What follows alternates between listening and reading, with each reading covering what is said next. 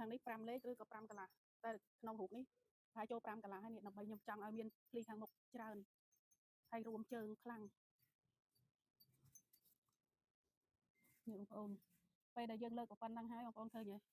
ឃើញសពុតនឹងភ្លីស្អាតអត់នេះមានភ្លីខាងមុខស្អាតចឹងគាត់តែពេលស្លៀកភ្ញៀវស្លៀកមកញ៉ៃតែតាគៀបប៉ុណ្នេះសពុតហ្នឹងចេញភ្លីស្អាតចាឥឡូវយើងត្រឡប់មកខាងនេះមក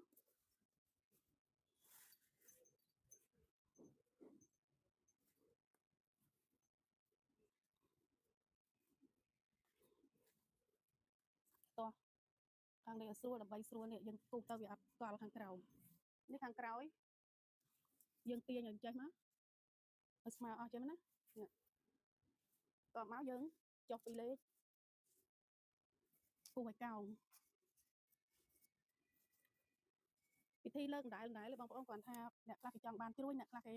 អត់ចង់បានជ្រួញយើងលើកមិនបាច់តម្លាក់ចុះខាងមុខនឹងច្រើនភ្លីពេកទេបើសពុតនេះ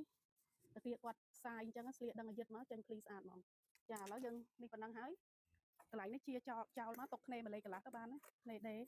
ពេលយើងដេតាមគំនុំហ្នឹងគំនុំដែលយើងគូសហ្នឹងនេះឥឡូវយើងជាហើយញ៉ាឥឡូវយើងមើលខាងមុខវិញតោះឲ្យស្រួលវិញមកនេះ